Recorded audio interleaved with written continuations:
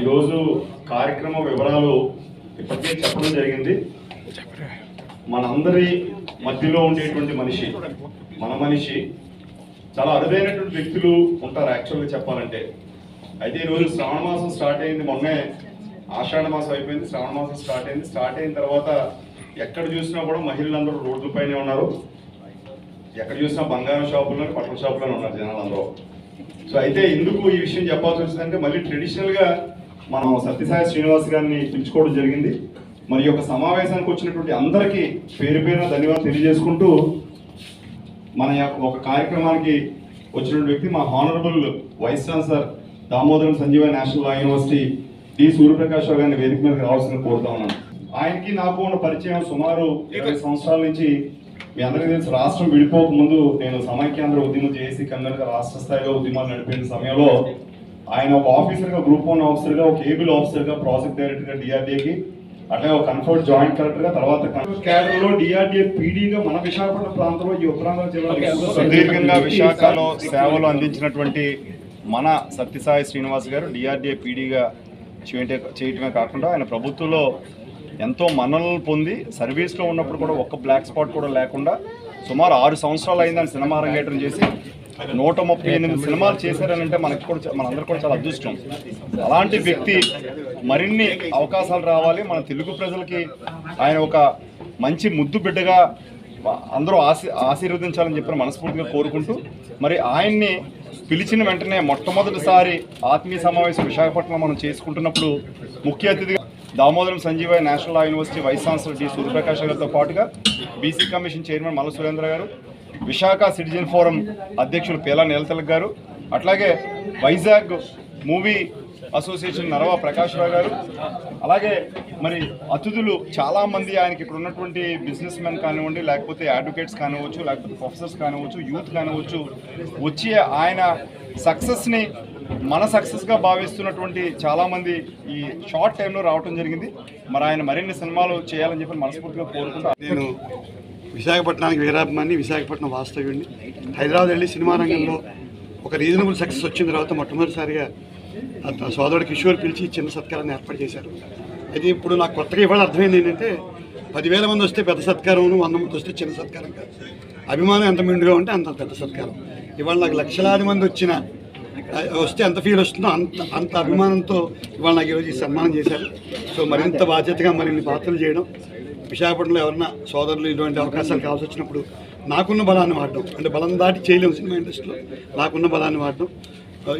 అలాగే సినిమాలో మరింత పెద్ద వేషాలు, ఇప్పుడు పెద్ద లీగ్కి దగ్గరగా ఉన్నాను. సో సినిమాలో ఉండే ఎందరో మహానుభావులు, అందరికీ వందనాలు. వాళ్ళందరూ నన్ను ఇక్కడ దాకా తీసుకొచ్చారు. ఇంకా మరిన్ని పెద్ద పాత్రలు ఉన్నాయండి. ఇప్పుడు రిలీజ్కి చాలా సినిమాలు రిలీజ్కి ఉన్నాయి, చాలా సినిమాలు షూటింగ్ అవుతున్నాయి. అందరితో, చిరంజీవి గారితో, పవన్ కళ్యాణ్ గారితో, మహేష్ బాబు గారితో, విజయ్ దేవరకొండ గారితో, ప్రభాస్ గారితో, అఖిల్ గారితో, ఇలా ఒక పేరని కాదండి, అందరి అలవాటుతో కూడా నేను యాక్ట్ చేస్తున్నాను. ఈ మధ్య కన్నడంలో ఒక సినిమా, మలయాళంలో ఒక సినిమా కూడా సైన్ చేశాను. దానికి చెప్పడం మర్చిపోయిన విషయం. సో ఒక చదువుకున్నవాడు యాక్టర్ అయితే ఇది ఒక అడ్వాంటేజ్ ఉంటుంది.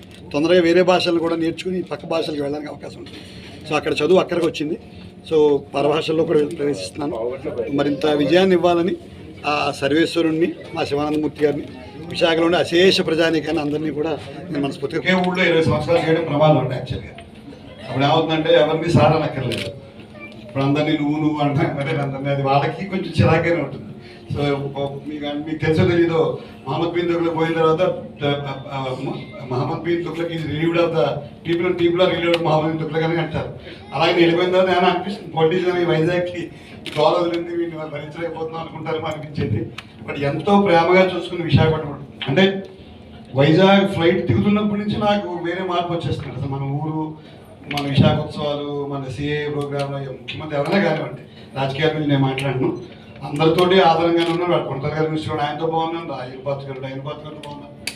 సో మేబీ ఈ ఒకే ఊర్లో 20 సంవత్సరాలు ఉండి రకరకాల ప్రవృత్తులు చూడడం వలన అదే నటనకి భేదం పడిందో తెలియదు. మరి యాక్చువల్గా అయితే అది శుభ్రంగా హాయిగా ఇన్నోవాలో తిరుగుతూ ప్రశాంతంగా అటెండర్లు వాళ్ళు ఉండి మంచి సెల్ ఫోన్ బిల్ కట్టాల్సి వచ్చినప్పుడు ఫస్ట్ టైం భయం వేసింది.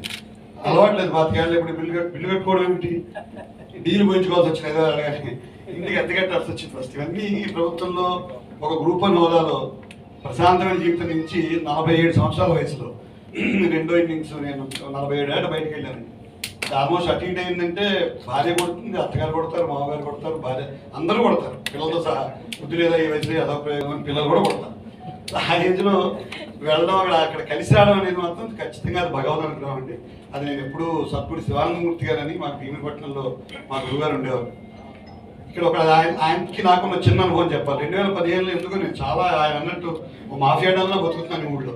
కలెక్టర్ లేదు, జాయింట్ కలెక్టర్ లేదు, మంత్రి లేదు.